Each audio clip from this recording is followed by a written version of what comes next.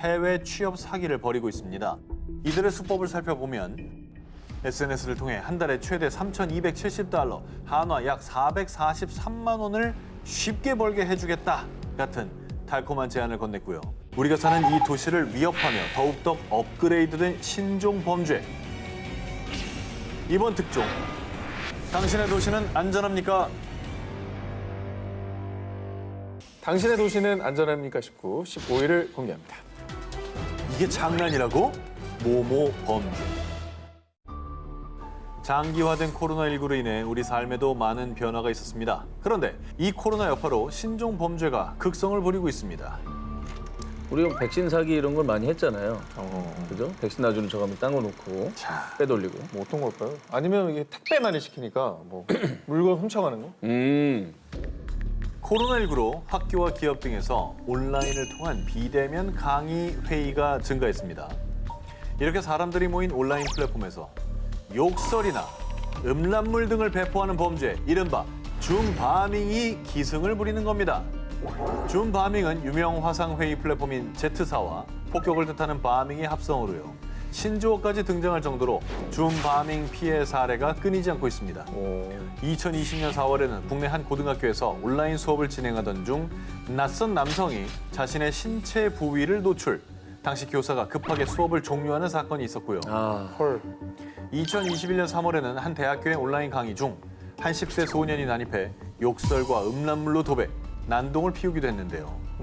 그런데 일부 온라인 커뮤니티 이용자들은 이 같은 줌바밍을 일종의 놀이문화로 인식, 그저 단순히 재미로 혹은 장난으로 온라인 테러를 하는 겁니다. 근데 이거는 장난이 아닙니다. 명백한 범죄 행위입니다. 법조계에 따르면 줌바밍을 한 가해자가 욕설을 했을 경우 모욕죄에 해당. 음란물을 배포했을 경우는 성폭력처벌법 위반죄가 성립할 수 있다는데요. 뿐만 아니라 온라인 강의를 진행하는 교사의 업무를 방해했기 때문에 업무 방해죄로 처벌이 가능, 더 무거운 민형사상 책임을 질 수 있다고 합니다. 거기서 저런 범죄를 저지르면 어떡합니까? 그러니까 너무 뭐 손가락 하나만 할 수 있는 거기 때문에 장난을 생각할 수도 있거든요. 그렇지만 이게 심각성을 제대로 알고 정말 단호한 처벌을 통해서 경각심을 좀 일깨워야 될 것 같습니다. 날 못 잡는다고 생각하는데 이거 의외로 다 잡힙니다. 하지 마세요. 당신의 도시는 안전합니까? 19, 14일 공개합니다. 모모가 당신을 훔쳐보고 있다. 자, 이번에 소개해드릴 특종은 저는 물론 전 기자님 그리고 한 기자님 여기 있는 모든 분들, 시청자분들까지 누구나 피해자가 될 수 있는 범죄입니다. 아니, 어쩌면 이미 피해자가 있을지도 모릅니다. 아이고. 자, 우리가 가장 안전하다고 생각하는 집안에서 나도 모르게 범죄에 노출된 사건인데요. 집에서 범죄에 노출된다고요? 2021년 11월 전국 700여 아파트 단지가 들썩였던 사건. 자, 해커들이 주로 이용하는 한 웹사이트에 국내 아파트 내부로 추정되는 사진과 영상이 무더기로 유출되는 사건이 발생했는데요. 저게 어떻게 나와? 사진과 영상 속에는 거주자의 일상뿐만 아니라 알몸 사진 등 개인적인 프라이버시가 고스란히 담겨 있었습니다. 심지어 해당 사진과 자료를 업로드한 해커는 하루치 영상의 0.1 비트코인, 당시 기준 약 700만 원에 판매하려고까지 했는데요. 자, 700의 아파트 단지 내 사람들의 사진과 영상이 유출된 경우 바로 아파트 거실 벽면에 달려있는 월패드. 현관 출입문, 난방, 환기 등을 제어할 수 있는 장치였습니다. 자, 월패드에는 보통 경비실이나 다른 가구의 영상 통화를 위해 카메라가 달려있죠. 해커가 요걸 해킹해서 실시간으로 집안을 들여다봤던 겁니다. 심지어 아파트 단지 내 월패드들은 하나의 망으로 연결되어 있어 해커가 한 가구만 해킹을 해도 이걸 통해서 아파트 전체의 월패드를 조작하거나 데이터를 확보할 수 있는 취약점이 있었습니다. 별걸 다 해킹한다 진짜. 요즘에는 웬만한 아파트 저거 다 월패드 있잖아요. 아파트는 다 있다고 봐야죠. 네. 저게 문도 열리잖아요. 저걸로 그러네. 해킹하면 문을 열 수가 있는 거예요. 그렇습니다. 아, 그러겠다. 침입이 그냥 가능한 거죠. 아니, 그럼 대처할 방법이 없나요? 이거 너무 불안한데요. 네. 다들 있는데. 해당 사건이 터지자 각종 아파트 커뮤니티에서는 월패드 카메라를 스티커 등으로 가린 인증샷, 저런 사진들이 화제였습니다. 논란이 커지자 과학기술정보통신부는 가구별 망 분리를 의무화하는 조치에 착수, 일부 월패드 업체도 보안 프로그램을 추가 설치하며 영상 외부 전송 차단 등 긴급 대처에 나섰는데요. 이 보안 전문가들은 월패드에 부착된 카메라를 항상 가려두고 이 비밀번호를 설정하라고 권장. 침해 사고가 발생하면 즉시 인터넷 침해 대응센터 118에 신고하라고 덧붙였습니다. 컴퓨터 캠이나 노트북 카메라는 이제 해킹 때문에 가려두는 사람들을 많이 봤거든요. 근데 집에 있는 월패드까지 가려야 되는지는 몰랐어요, 진짜. 어마어마하네요. 네. 생활의 편리함을 위한 기술의 발전이 되려 범죄에 악용되는 현실. 다시는 이 반복되지 않길 바라며 범인이 반드시 검거되길 바랍니다. 당신의 도시는 안전합니까? 19, 13위 공개합니다. 문 앞까지 온 위험. 이번 특종은 사진부터 먼저 보여드리겠습니다. 아, 저런 거 너무 무서워. 야, 지금 무슨 가루를 뿌려놓은 거죠? 방금 보신 모습은 현관문 잠금 장치에 붓을 이용해 밀가루를 바른 뒤 지문을 채취하려는 건데요. 자, 그런데 이게 말이죠. 경찰 과학수사대의 지문 감식 현장이 아닙니다. 과학수사대가 할 법한 전문 행동들을 그대로 범죄자가 하고 있었던 겁니다. 열쇠로 돌아가야 되나 싶다니까, 이런 거 보면은. 저게 이제 주로 사용하는 번호를 알아낸 다음에 그걸 이제 조합하려고 했던 거죠. 조합이 쉽잖아요. 6이면 뭐야? 4, 4, 3, 1, 6, 4, 24. 이 24가지밖에 없는 거 아니에요, 경우의 수가. 다 계산해봤구나, 미리. 아니, 원래 4개면 그래요. 100가지 수법이 있는 거야. 밀가루 갖고 다니는 거 아닙니까? 밀가루 아까 저기 대기실에 아까 100개 보이더라고. 흘려놨더라고. 뭘 들어가려고. 자, 2022년 4월 서울시에서 발생한 이 사건. 남성 B 씨가 직장 동료였던 여성 A 씨의 집에 침입하기 위해 밀가루와 붓을 이용해 현관문 비밀번호를 알아내려 했던 건데요. 20분간 계속된 침입 시도에 집안에 홀로 있던 A 씨는 공포에 떨어야만 했고요. A 씨에게 연락받은 남자친구가 찾아오자 B 씨는 도주를 시도. 결국 체포된 B 씨는 주거 침입과 스토킹 처벌법 위반 혐의로 입건됐습니다. 와, 집에 사람이 있는데 저렇게 한 거예요? 그렇습니다. 뭐 있는 점을 모르니까. 너무 무섭다. 아니, 알고 한 거 같은데? 아, 근데 밀가루로 비밀번호를 알아낸다. 생각지도 못했습니다, 진짜로. 거의 뭐 CSI나 뭐 국정원에서 하는 수사기법 아니에요? 자, 그런데요. 현관문 잠금 장치를 노린 범죄 수법은 이뿐만이 아니었습니다. 2022년 1월에서 3월까지 대전과 천안 일대 아파트에서 다수의 절도 사건이 발생했는데요. 이번에 도둑들의 범행 도구는 형광펜. 도둑들은 미리 비밀번호를 누르는 도어락에 형광펜을 발라둔 뒤에요. 집주인이 비밀번호를 누르고 들어가면 집주인이 눌러서 형광펜이 지워진 위치를 보고 비밀번호를 알아낸 겁니다. 근데 이게 결국은 성범죄로 이어질 가능성이 너무 높다는 게. 저 여성 혼자 사는 그런 집에 이제 침입했을 경우. 특히 이제 여자 입장에서는 그게 제일 무서운 거죠. 자, 이 같은 범죄를 예방하기 위해서는요. 우선 비밀번호 입력 시 아무도 없다고 하더라도 몸으로 일단 가려서 비밀번호의 노출을 막는 거는 기본이고요. 또 비밀번호는 주기적으로 변경을 좀 하시고 당연히 뭐 1, 2, 3, 4, 뭐 5, 6, 7, 8 이런 쉬운 번호도 금물입니다. 자, 그리고 지문이 남지 않도록 수시로 패드 부분을 자주 닦아주시는 것도 좋은데요. 도어락에 지문이 남지 않도록 하는 안심 필름을 부착하는 것도 범죄 예방에 도움이 됩니다. 오, 그런 게 있어? 갈수록 교묘해지는 지능범죄, 경각심을 갖고 평소에 개인정보는 철저하게 보호하시기를 권해드립니다.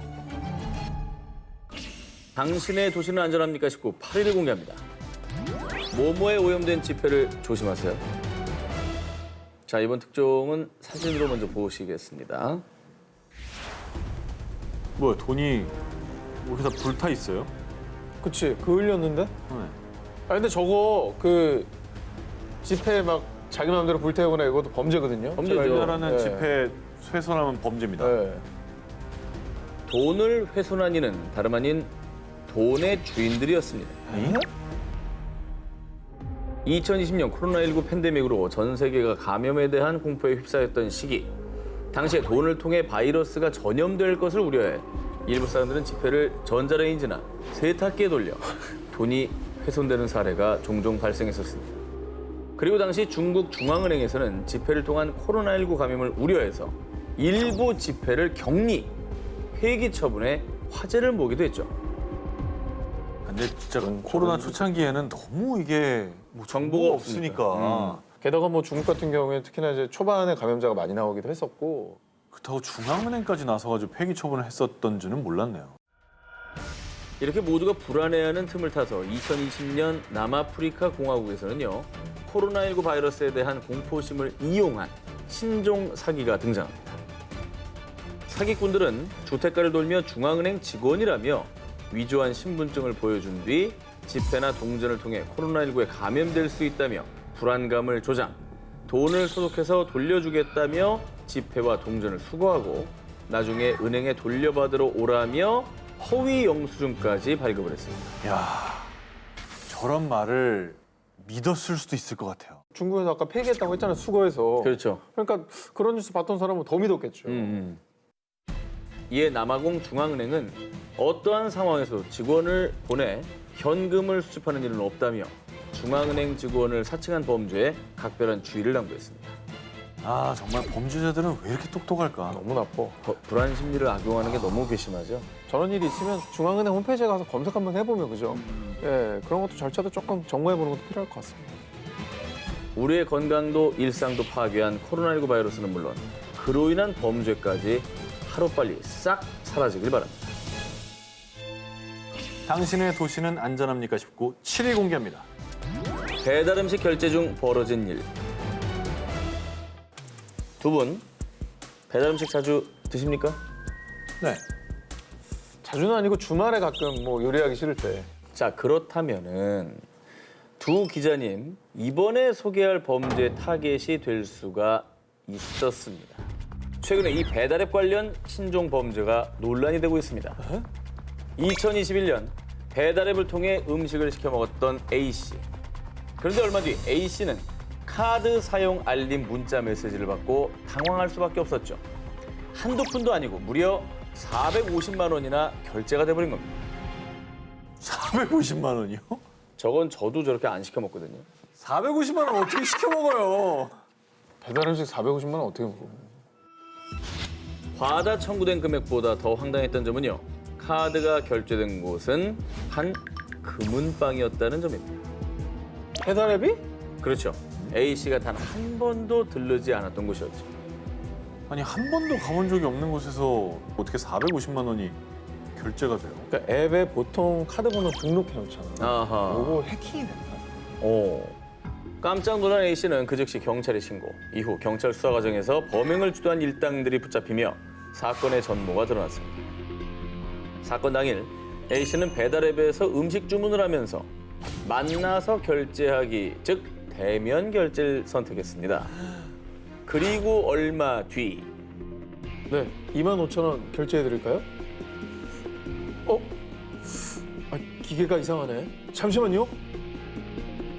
카드 단말기에 오류가 났다며 다른 카드 단말기를 꺼냈습니다. 이제야 되네요. 됐습니다. 맛있게 드십시오. 다행히 결제가 정상적으로 이루어진 듯 했지만 그렇게 A씨는 범죄에 당한 것입니다. 배달기사가 처음에 사용했던 카드 단말기는 일명 스키머로 불리는 신용카드 복제기. 카드 결제 단말기인 척 속여서 먼저 A씨의 신용카드 정보를 복제한 뒤에요. 결제가 제대로 안 됐다며 뒤늦게 진짜 카드 단말기를 꺼내 음식 대금을 결제했던 것이죠. 그리고 배달기사는 복제한 신용카드 정보로 금은방에서 450만 원을 결제. A씨는 신용카드 결제 내역 문자를 받은 뒤에야 뒤늦게 자신이 범죄에 당한 것을 깨닫게 됩니다. 결제할 때는 실제로 주문 액수만 딱 찍히니까 이상한 문제 없다. 넘어갔겠지. 근데 정보는 다 넘어간 거지. 그렇지. 복제는 이미 된 거고. 야, 이거는 정말 누구라도 당할 수 있겠다. 이에 경찰은 추가 수사에 박차를 가하는 한편 범죄 예방을 위해 가급적 온라인상 선결제를 우선적으로 하는 등의 대안을 제시했습니다. 그런데 말입니다. 지금도 전국 곳곳에서 얼마나 많은 배달 기사님들이 고생하고 계십니다. 이런 일부 사람들의 범행 때문에 서로 간에 오해가 생기면서 애꿎은 배달 기사님들까지 피해를 보는 일은 없어져야겠습니다. 당신의 도시는 안전합니까 싶고 5위를 공개합니다. 보이스피싱, 안 당할 자신 있나요? 두 기자님은 보이스피싱 수법하면 뭐 어떤 것들이 먼저 떠오릅니까? 요새 코로나 때문에 좀 어려워진 사람들 있잖아요. 네. 그 어려워진 사람들을 정부에서 대출을 해주기로 했다. 아니면은 가족 중에 누가 위험하다거나 이런 걸 번호를 해킹하면서 진짜 그 사람의 번호로 요즘에는요. 보이스피싱 수법이 더 교묘하고 더 치밀하게 업그레이드 됐습니다. 2022년 3월 40대 의사 A씨는요. 지방검찰청 소속의 검사라고 주장하는 한 남성으로부터 A씨의 가상자산 계좌가 도용됐다며 수사를 위해 보유한 가상자산을 다른 곳으로 옮기라는 연락을 받았습니다. A씨 또한 의심을 품었고 가상화폐 거래소 공식 번호 및 금융감독원에 전화해서 사실 확인을 했습니다. 그런데 돌아온 말은요. 수사 대상이 맞다라는 대답. 그리고 검찰 수사관이 연락드릴 겁니다. 수사가 본격적으로 진행되면 안내하는 대로 따라주시면 됩니다. 라는 안내였습니다. A씨는 이후 대출을 실행해서 실제 출금해 봐야 명의가 범행에 연루됐는지 알 수 있다는 수사관의 이야기에 대출을 받았고요. 예적금, 보험 등을 모두 해약, 현금을 금감원 직원에게 전달했습니다.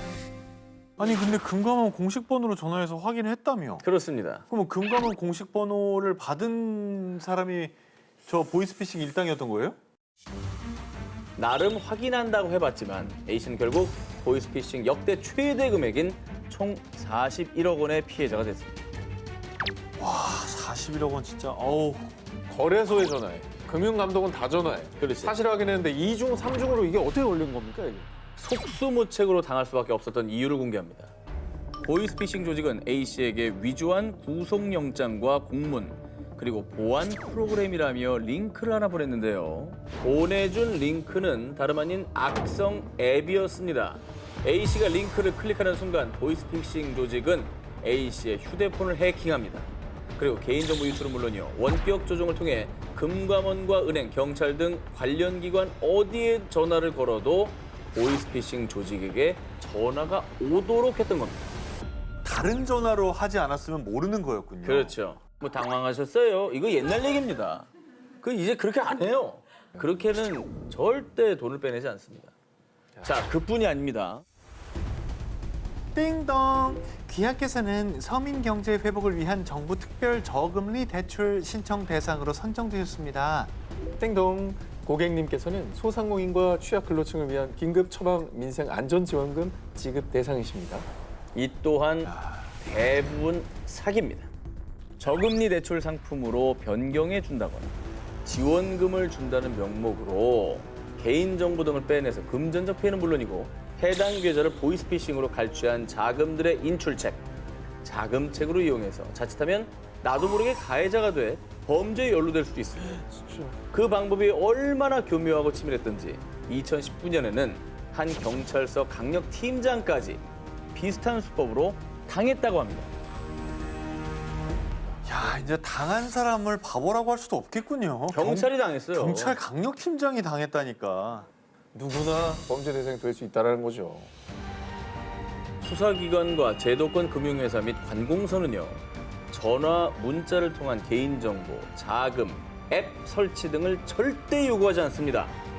주의하세요. 또 주의하세요. 당신의 도시는 안전합니까 싶고 4위 공개합니다. 그녀를 믿지 마세요. 길고 긴 솔로 생활 끝에 인연을 만들고자 데이트 앱을 다운받은 남성 A씨. 자, 여러 프로필 중 러브 타입 할 것 같은 한 여성에게 호감을 표시를 하고 친추도 하고 대화를 요청했습니다. 준이님 안녕하세요. 너무나 제 스타일이세요. 어머 안녕하세요. 무무님도 스타일 좋으시네요. 준이님은 쉴 때 뭐해요? 난 캠핑 좋아하는데. 우리 되게 통한다. 저도 캠핑 좋아해요. 오래간만에 느끼는 설렘과 기분 좋은 예감에 잔뜩 들뜬 A씨. 뭐야? 벌써 포인트 다 썼어? 얼른 충전해서 같이 캠핑 가자고 메시지 보내야지. 무무님 오늘 하루 뭐 했어요? 난 여행 왔는데 사진 볼래요? 사진? 볼래. 뭐야? 포인트가 또 없어? 충전.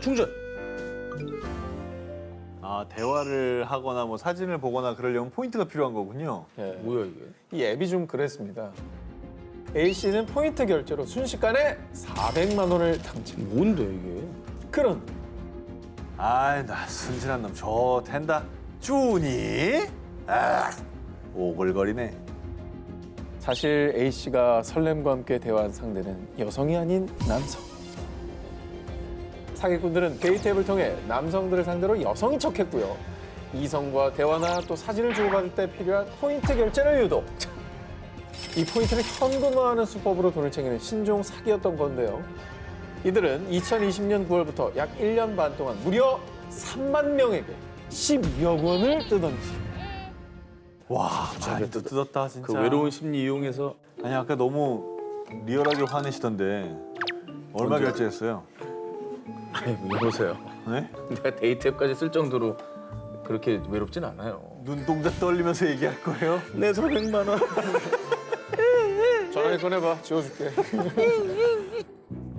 근데 밑도 끝도 없이 이제 외로워서 대화 막 하고 그러면 계속 돈 나가는 거 아니에요? 그럼 뭐 사진 계속 보내고 그러면 보고 싶을 거 아니에요. 그 사진도 당연히 자기 사진 아니고 어디서 퍼왔을 거고. 당연하지. 자, 이들은 사기를 위해 체계적으로 범행을 준비해왔습니다. 먼저 남심을 공략하기 위해 남성들의 관심을 끌만한 대화 주제 또 말투를 교육받았고요. 심지어 피해자들과 대화 시 실시간으로 대화를 피드백, 뿐만 아니라 눈길을 끌 수 있는 프로필 사진을 도용하기까지 했습니다. 그리고 교육받은 남성 조직원들은 여러 계정을 만들었고요. 한 명당 5명에서 16명까지 최대한 많은 남성들을 끌어들여 포인트 결제를 유도했는데요. 하지만 조직원 중 한 명이 체포되면서 이들의 범행도 결국 세상에 드러났습니다. 작정하고 속이면 사실 누구라도 당할 수 있는 거 아니에요? 그렇죠. 데이트 앱 중에 뭐 정상적으로 하는 게 네. 있을 거 아니에요. 방법이 없지 뭐. 진짜 이거는 당하고도 모르는 사람들 많을 거예요. 조심해야겠습니다. 여러분, 아무리 외로우셔도 사랑은 포인트나 또 돈으로 주고 살 수 있는 건 아닙니다. 마음으로 주고받는 게 진정 가치 있는 만남 아닐까요? 당신의 도시는 안전합니까? 19, 3위를 공개합니다. 나도 모르게 모모와 약속? 2019년 2월 일본 도쿄에 거주하는 A씨가 받은 한 통의 전화. 사사츠카 경찰서입니다. 주민분들 안전 확인을 위해 전화드렸는데요. 현재 집에 거주하는 사람이 몇 명이십니까? 애들은 다 시집 장가 보냈지. 나랑 영감이랑 둘이 살죠. 혹시 집에서 생활하시는데 불편한 건 없으세요? 아이고, 집 앞에 이 가로등이 나가 있는데 이런 것도 고쳐주시나요? 아, 그럼요. 관련 부서에 전달해 놓겠습니다. 야, 이거 뭐 되게 친절한 동네인데요? 오, 주민을 위한 서비스 확실한데요? 혼자 사시거나 뭐 그런 어르신들한테 전화해서 상황을 좀 여쭙고 하는 것 같은데. 아, 근데 주제가 오늘 또 불안하네. 불안하죠? A씨에게 걸려온 이 전화. 이 전화가 범죄 그 자체였습니다. 에이?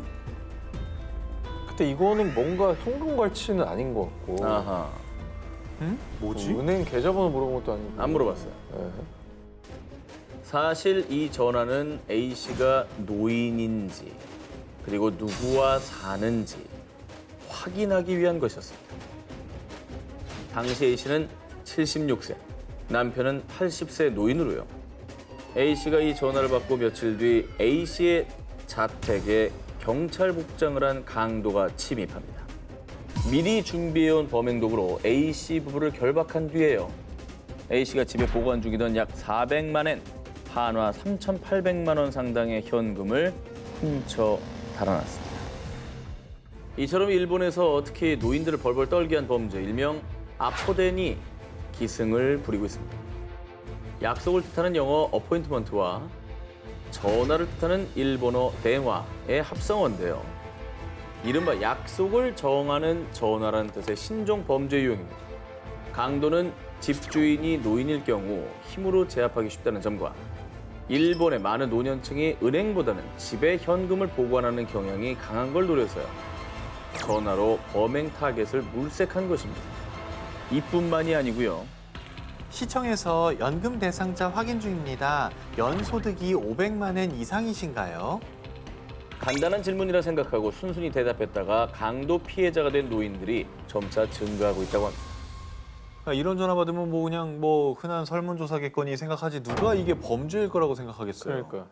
그리고 보통 보이스피싱이라고 하면 갑자기 돈 얘기 꺼내거든요. 그렇죠. 그러면 이제 경각심이 가질 법도 한데 이거는 그냥 뭐 의심을 좀 덜하실 것 같아요. 그렇죠. 그래서 일본 경시청은 일단 모르는 번호로부터 걸려오는 전화는 신중하게 받아야 한다며 경고했습니다. 아포덴, 비단 일본의 일이 아닐 수 있습니다.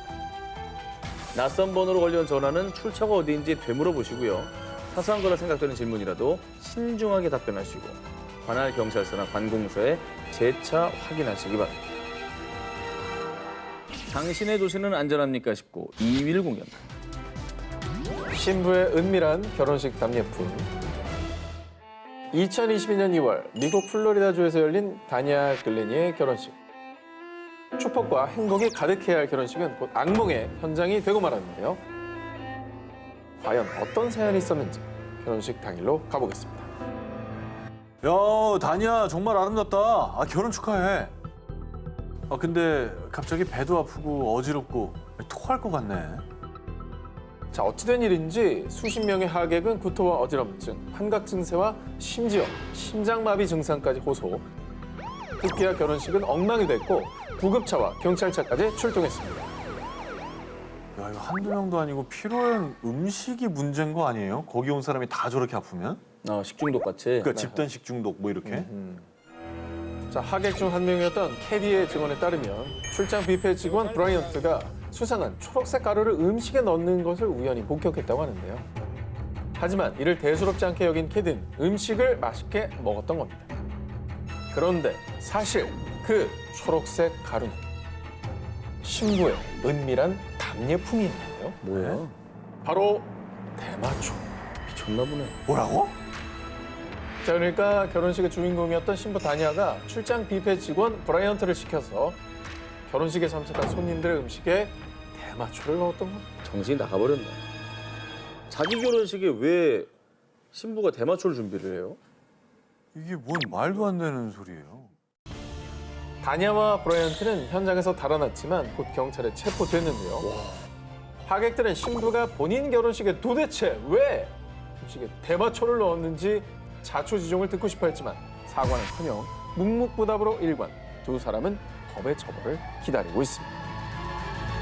당신의 도시는 안전합니까 싶고 이제 18위와 1위 헤드라인을 공개합니다. 모모된 청년들의 꿈. 모모까지 침투한 성범죄. 2022년 여름 대만 출국 후 사라진 청년 5천 명의 행방은 대만을 발칵 뒤집은 충격적인 사건이 발생합니다. 이 끔찍한 범죄 사건의 정체는 바로 청년들을 대상으로 한 해외 취업 알선 사기 및 인신매매 사건입니다. 전 세계적으로 취업난이 심각한 상황. 그런 가운데 2021년 말부터 국제 인신매매단은 주로 대만인을 상대로 해외 취업 사기를 벌이고 있습니다.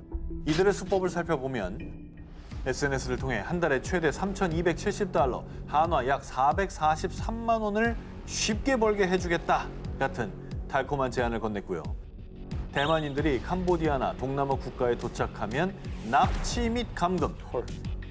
이들은 정말 악랄하게도 같은 대만인을 대상으로 한 취업 사기 및 보이스피싱에 강제 동원됐습니다.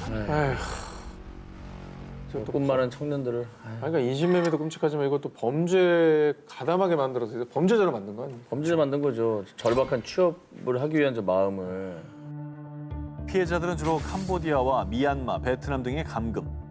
가까스로 탈출한 대만인의 증언에 따르면 피해자들은 총으로 무장한 감시책들이 지키고 있는 살아선 못 나오는 현실판 지옥에 감금됐는데요. 이곳에서 매달 정해진 인원을 유인하지 못하거나 범죄에 가담하지 않을 경우 가혹한 고문과 폭행이 이어지고요. 와, 저거. 엄청 때렸네. 요즘 그런 게 벌어졌다고? 심지어 여자들은 성폭행까지 당했습니다. 뿐만 아니라 인신매매단은 피해자들의 신체를 부위별로 가격을 매겨 거래하는 천인공노할 짓까지 벌였고요. 그리고 피해자 일부가 목숨을 걸고 탈출해 신고했지만 조직이 현지 경찰을 매수한 경우도 허다했습니다. 허다했다고? SNS는 뭐 우리들도 많이 하잖아. 그럼 타겟이 될 수 있다는 거죠. 그렇지. 대만 당국에서도 구직 사이트의 가짜 취업 공고를 단속하고는 있지만 SNS를 통한 개별적인 연락까지는 막지 못하는 게 현실인데요.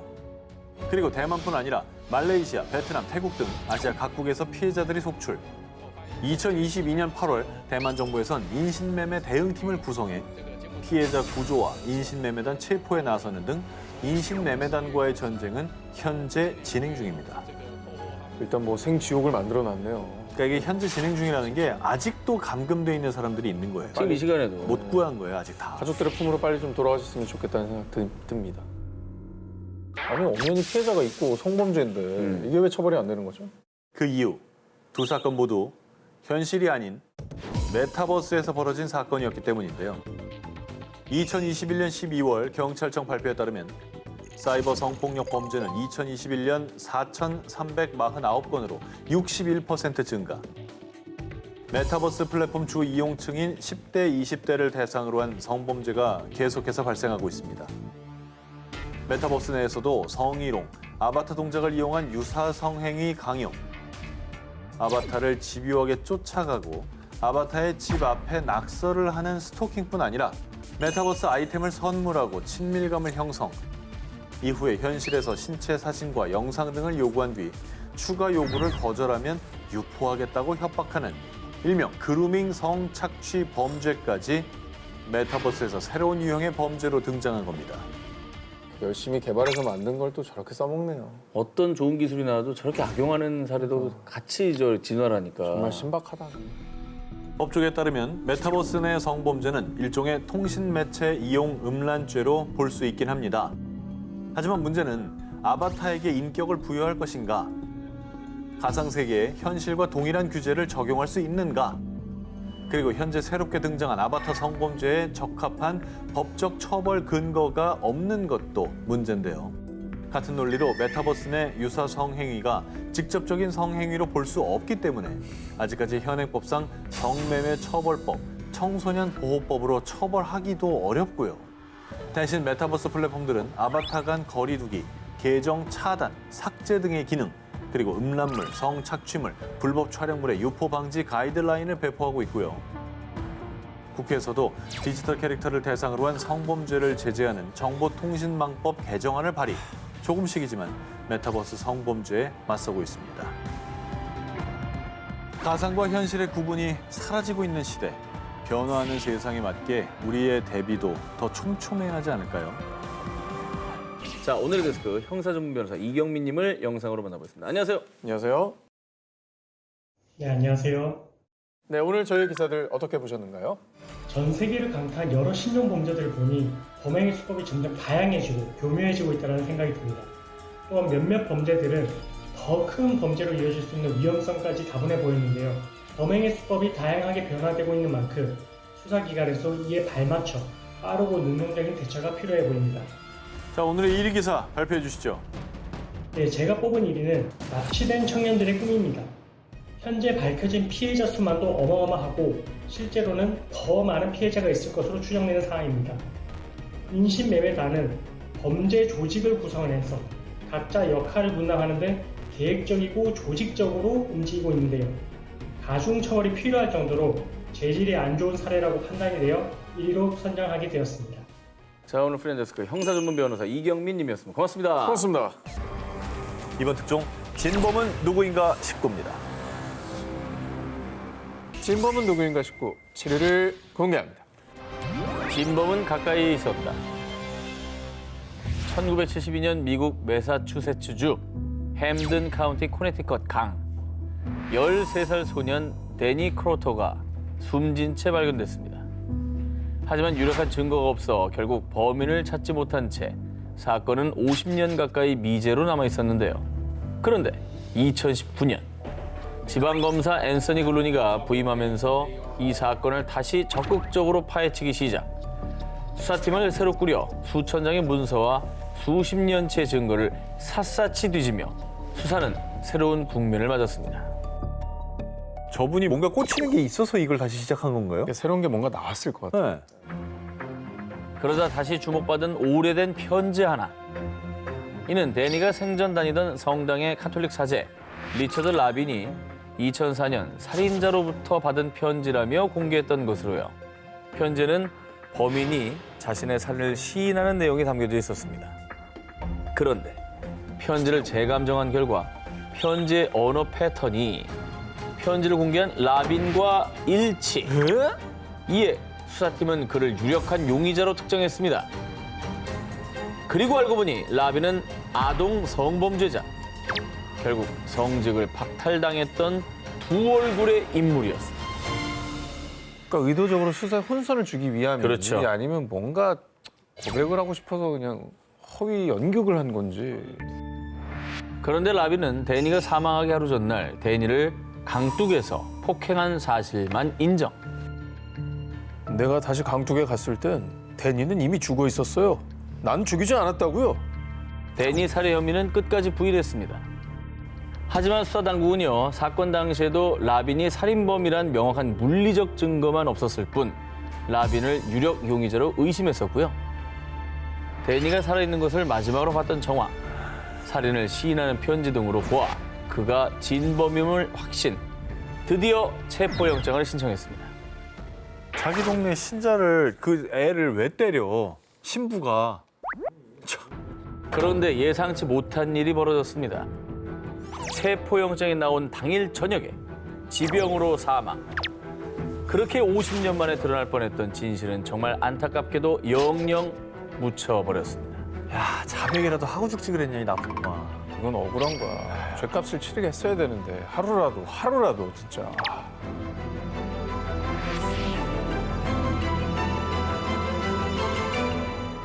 진범은 누구인가 싶고 6일을 공개합니다. 65년 만에 밝혀진 진실. 1956년 1월 어느 날 미국 몬태나주 그레이트 폴스 한 공원 인근에서 10대 남녀 보글과 컬리츠키가 무참히 살해됐습니다. 두 사람 모두 총을 맞아 사망. 부검 결과 이 소녀 컬리츠키에선 성폭행 흔적까지 발견됐습니다. 50년 되면 뭐 DNA 기술이 있겠습니까? 범인을 잡을 방법이 있나요? 뭐 총탄 같은 뭐 다른 증거는 없었던 건가요?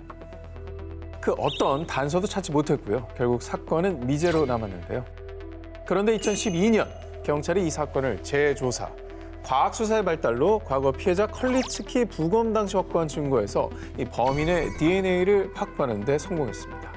경찰은 이 DNA 증거를 토대로 2019년 컬리츠키의 이웃 케네스 굴드란 남성을 용의자로 지목했는데요. 수십 년간 미제로 남아있던 사건이 드디어 밝혀지나 싶은 순간. 그런데 정말 안타깝게도 용의자 굴드는 2007년에 이미 사망, 심지어 화장까지 한 상태였습니다. 근데 굴드가 진범은 맞을까요? 사실 이 경찰이 굴드를 용의자로 지목하기까지도 쉽지 않았습니다. 굴드는 범죄 전력이 없었기 때문에 범죄자 DNA 데이터베이스에 정보가 등록되지 않은 상태였습니다. 하지만 경찰이 그를 용의자로 특정할 수 있었던 건 상업용 DNA 데이터베이스 덕분이었는데요. 보통 잃어버린 가족을 찾기 위한 목적으로 등록하는 가족 찾기 데이터베이스를 활용해 범인의 DNA와 일부 일치하는 DNA를 발견했고요. 그 DNA의 주인공이 바로 굴드의 가족들이었던 겁니다. 이에 경찰은 정확한 분석을 위해 굴드의 자녀들을 간곡하게 설득했습니다. 당신 아버지가 범인일 수도 있습니다. 하지만 피해자와 유족들은 60년 넘게 고통받고 있어요. 제발 진실이 밝혀지게 도와주십시오. 그렇죠. 유족들은 뭐 비록 범인을 처벌하지 못하더라도 대체 누가 범인인지 진실이라도 알길 바라지 않습니까? 굴드의 자녀들한테는 정말 엄청 괴로운 선택이겠다. 내가 이거를 제공함으로써 우리 아버지가 살인범이 될 수도 있는 거잖아요. 살인범의 자식이 되는 거잖아요. 결국 굴드의 자녀들은 진실을 밝히기 위해 DNA 채취 검사에 응했습니다.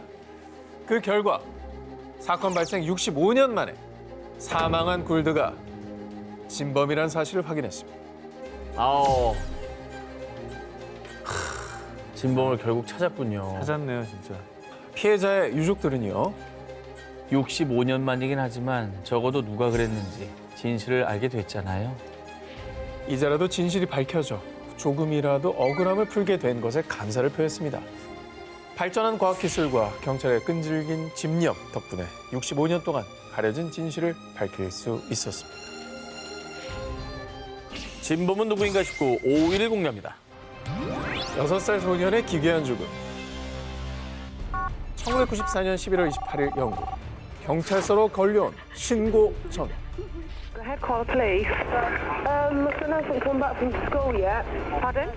I said a report of my son missing. He hasn't been back from school. Right. 하지만 다음 날 실종됐던 6살 소년 리키는 숲속에서 잔혹하게 살해된 채 발견됐는데요. 정말 기괴하게도 리키의 시신은 나체로 이 마치 별 모양처럼 양팔과 양다리를 크게 벌린 상태였습니다. 뭔가 약간 그 종교 같은 거 결부된 거 아니에요? 뭔가 범인의 메시지 같기도 하고요. 수사에 착수한 경찰은 사건 2달여 만인 1995년 1월 용의자를 체포했습니다.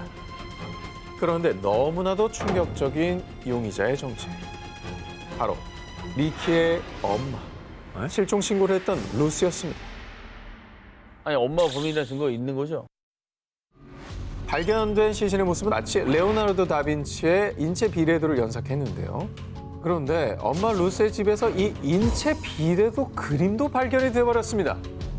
자, 이에 경찰은 루스가 집에서 아들 리키를 살해한 후 숲에 유기했다라고 밝혔습니다. 그런데 말입니다. 수사 결과 밝혀진 사실. 평소 루스는 어린 아들인 리키를 학대. 리키는 지역 아동보호 등록부에도 이미 등록된 상태였습니다. 그러면 결국엔 살해한 뒤에 뭐 수사에 혼선을 주려고 이상한 진술했다. 이런 거 아니에요? 2000년 루스에 대한 법원의 최종 판결이 내려졌습니다. 루스의 아동학대 혐의는 유죄. 하지만 살인 혐의는 무죄를 선고받았는데요. 루스가 아들 리키를 살해했다는 결정적인 증거가 없었기 때문입니다. 그렇지. 증거가 없잖아. 리키 살인 사건은 무려 20년 동안 미제 사건으로 남아 있었습니다. 그러던 2015년 리키 살인 사건 재수사가 본격적으로 시작되며 드디어 진범을 체포했습니다. 엄마? 진범의 정체는 사건 당시 13살이었던 이웃 제임스 왓슨이었습니다. 엄마 아니었네. 13살이? 증거 있어요? 재조사 중 피해자 리키의 옷에서 검출된 DNA가 왓슨의 DNA와 일치했던 겁니다. 사실 왓슨은 사건 당시 경찰의 용의선상에 올랐지만 리키를 만난 적이 없다라고 진술. 그리고 당시 엄마 루스가 유력한 용의자로 지목되면서요. 왓슨은 이 가볍게 용의선상에서 벗어났는데요. 21년 만에 다시 용의자로 지목된 왓슨은 리키를 만난 적이 있다고 진술을 번복. 말 바뀌었네. 하지만 살해 혐의는 완강히 부인했습니다. 오호, 말이 바뀌었다는 거는 이거는 조금 이상한데? 그리고 왓슨의 형 앤드류가 왓슨이 생전에 리키 집에 수차례 방문했다고 진술. 또 1994년 살인 사건이 있기 몇 달 전 왓슨이 리키의 동급생을 성추행한 혐의도 확인했습니다. 결국 리키 살인 혐의로 기소된 왓슨은 사건 발생 28년 만인 2022년 최소 15년형의 유죄 판결을 받았습니다. 진범은 누구인가 싶고 4위를 공개합니다. 모모 때문에 옥살이한 남자.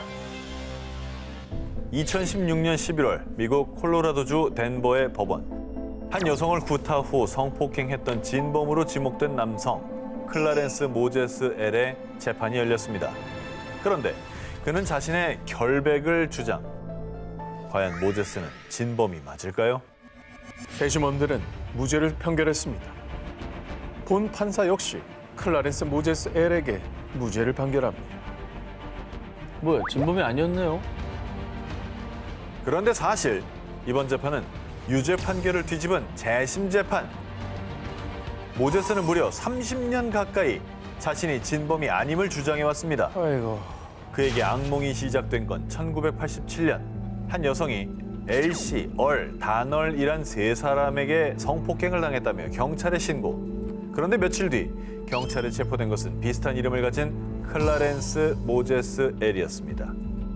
그가 범인으로 지목된 이유는 정말 뜻밖이었습니다.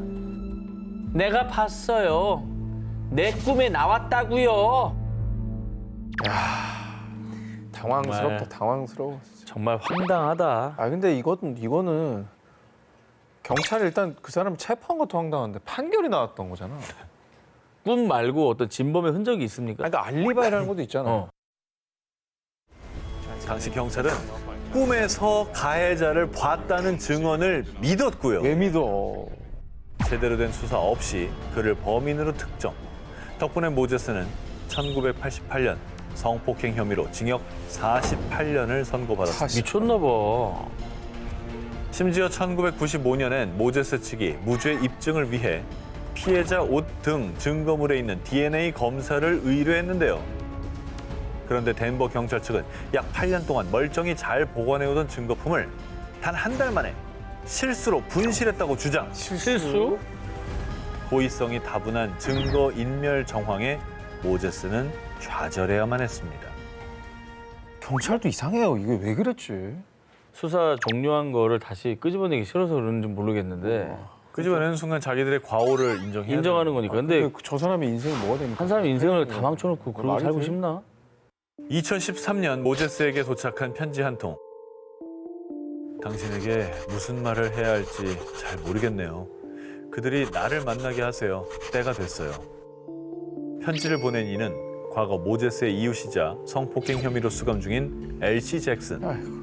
피해자가 처음에 언급했던 세 남성 엘시, 얼, 다널 이들 중에 한 명과 일치했는데요.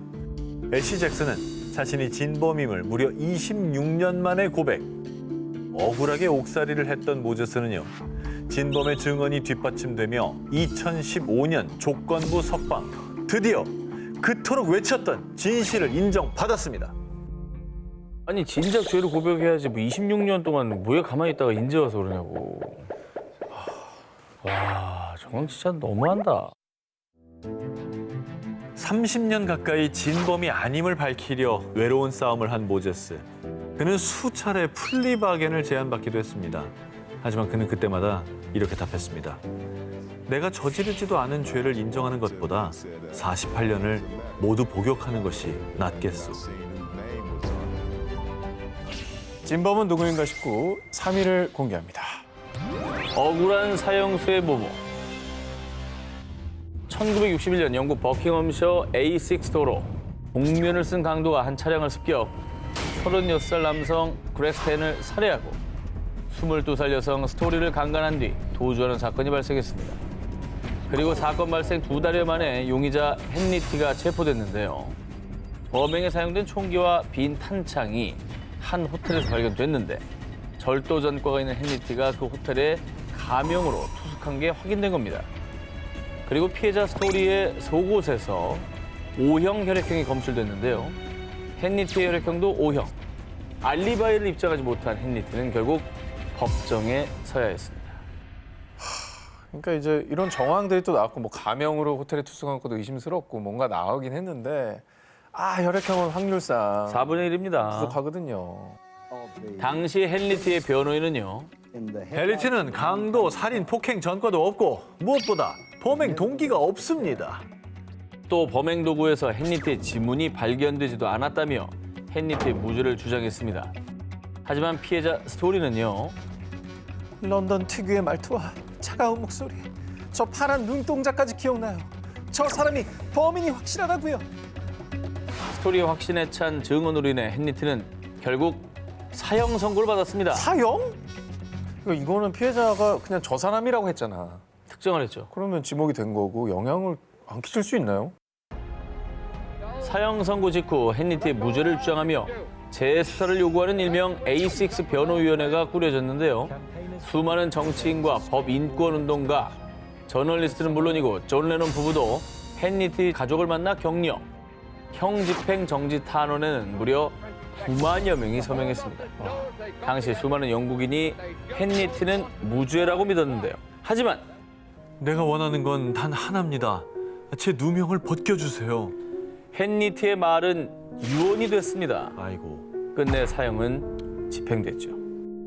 아니 죽기 직전에까지 저런 말을 했다는 게 나는 굉장히 불안하네요. 이게 뭐 나중에 뭔가 밝혀지더라도 이거는 이제 돌이킬 수 없는 일이 돼버린 거죠.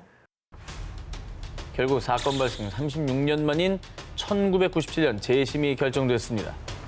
그 사이에 과학기술이 발전하며 DNA 대조가 가능해졌고요. 1999년 경찰이 피해자 스토리의 속옷에서 DNA를 추출하는 데 성공. DNA 대조 결과, 그 결과는 말이죠. DNA 일치였습니다. 뭐야? 헨리티가 맞았습니다. 이 진범이 맞았던 거예요, 그러면? 네. 뭐가 억울한 거야, 그러면?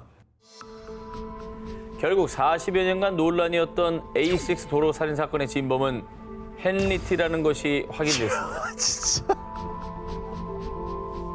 충격의 말을 못 잇고 있군요. 이거는 그냥 너무 수많은 충격이다, 수많은 대중을 기만한 죄까지 추가해야 되겠네. 이거. 목격자한테 얼마나 또 비난했겠어. 네가 눈만 보고 알아? 대중들이 그 피해자를 오히려 2차 가해했을 거라고. 수많은 영국인을 농락한 살인자 헨리티. 40여 년 만에 진실이 밝혀진 뒤 피해자 스토리는 이런 말을 남겼습니다. 헨리티가 살아들어 범인이라고 털어놔도 사람들은 믿지 않을 거예요. 사람들은 보고 싶은 대로 보고 믿고 싶은 대로 믿으니까요. had nothing to do with me. 진범은 누구인가 싶고 2위를 공개합니다. 백작 가문 살인 사건의 범인을 찾아라. 1974년 11월 7일 이 사건은 영국을 발칵 뒤집은 백작 가문의 유모 살인 사건. 그런데 호주에서 백작 가문 살인 사건 범인을 잡았습니다. 그 범인 해변가에서 히피 행사를 했어요.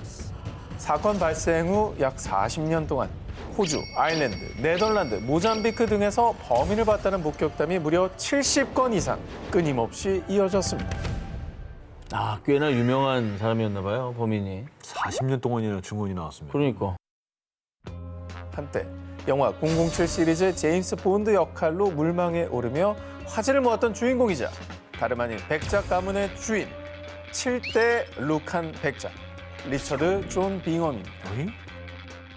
그는 명문가의 백작이었지만 실상은 도박 중독에 빚까지 있던 상황. 사건 당시 아내 베로니카와 갈등 끝에 이혼한 뒤 양육권마저 빼앗겼는데요. 아내 베로니카의 증언에 따르면 사건 당일 밤 술에 취한 루칸 백작이 흉기를 들고 찾아왔고요. 어두운 지하실에서 유모를 아내로 착각해 살인. 뒤늦게 현장을 목격한 아내마저 공격했지만 그녀는 겨우 탈출해 목숨을 건졌다고 합니다. 어우. 이후 루칸 백작은 이스트 서섹스 뉴 헤이븐에 위치한 지인의 집을 방문. 아내가 살인 청법자를 고용했어. 아마 거짓말을 해댈 거야. 라는 말을 남긴 뒤 다음날 지인의 집을 떠났습니다.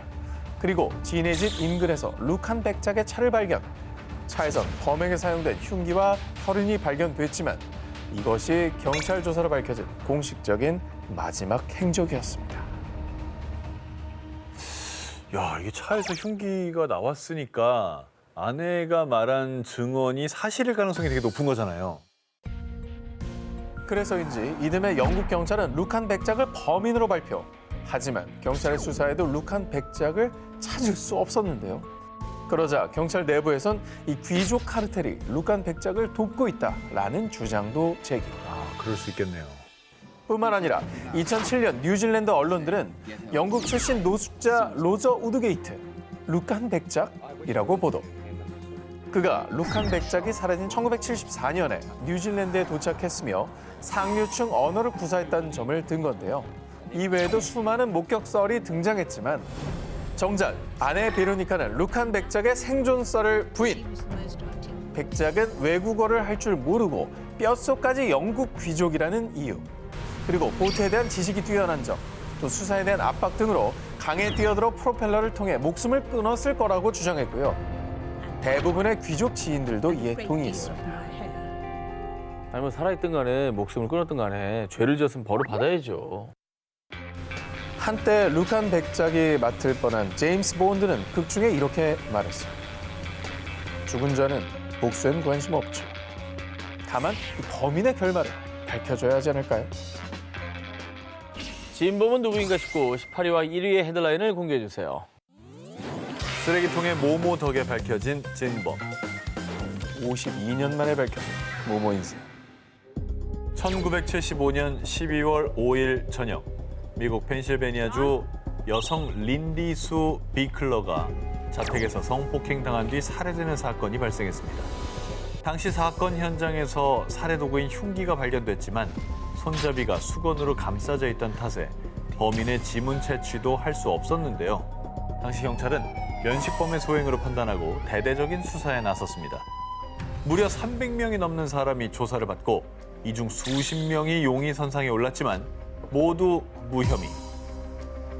범인에 대한 결정적 증거는 찾지 못했는데요.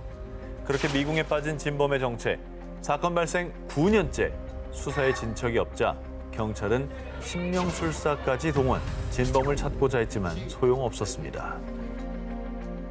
아이고 얼마나 간절하면 심령술사를 경찰에 동원합니까?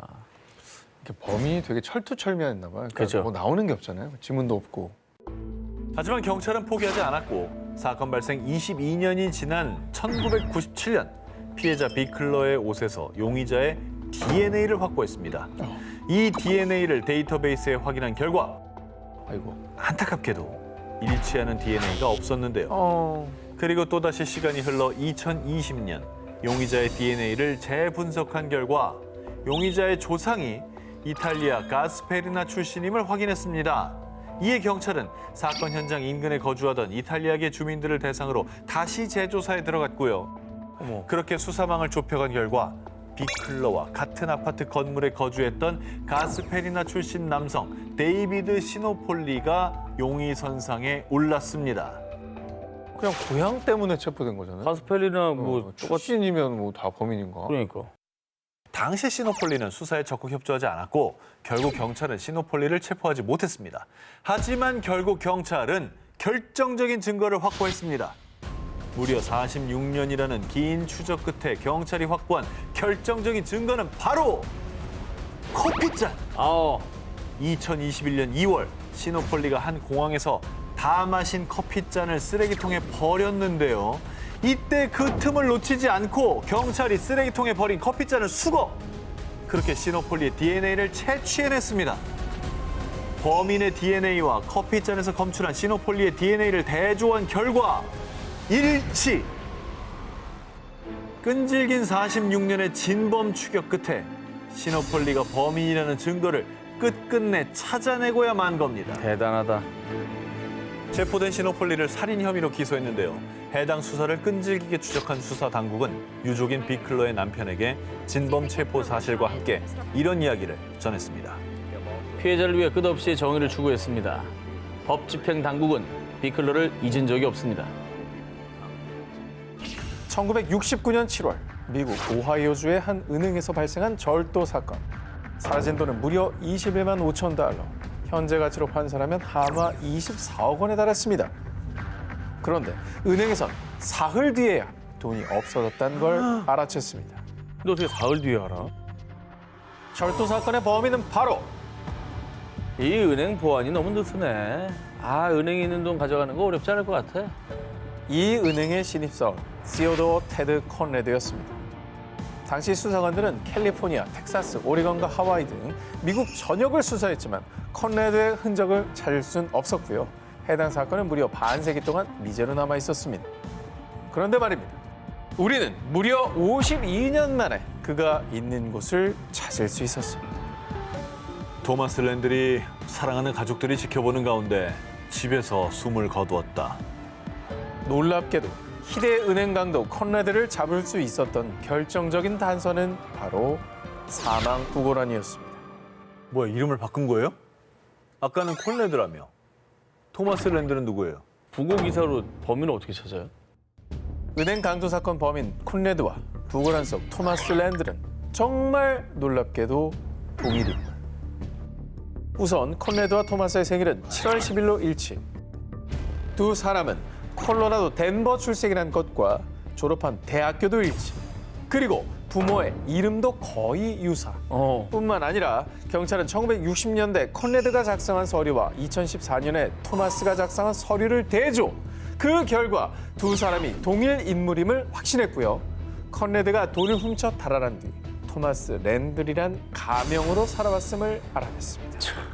부고 기사를 눈여겨보고 범인과 대조해본 거는 대단한데요. 부고 기사가 얼마나 많겠어요. 그 얼마 하루에 죽는 사람이 수십만 명일 텐데 그걸 어떻게 하냐고. 콘레들은 실제로 사건 발생 1년 전 백만장자 사업가 토마스 크라운이 은행 강도를 벌인다는 내용의 영화 토마스 크라운 어페어를 무려 6번이나 관람. 자신이 제일 좋아했던 영화처럼 은행 강도 행각을 벌였고요. 마치 영화 속의 주인공인 것 마냥 등장인물의 이름을 가명으로 사용한 것으로 추측됩니다. 이후 여유로운 생활을 만끽하다가 2021년 5월 사망 직전에서야 가족들에게 자신의 범행 사실과 본명을 고백하고 숨을 거두었습니다.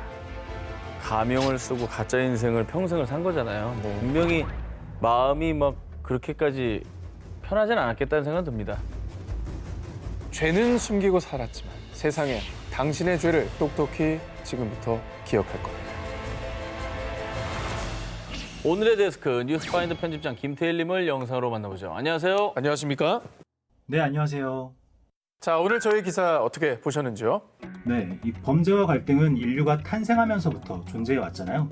그걸 해결하기 위해서 수많은 규범과 수사기관, 사법제도 같은 것들이 발달되어 왔지만 그 모든 사건들을 다 밝혀낸다는 건 정말 어려운 일인 것 같습니다.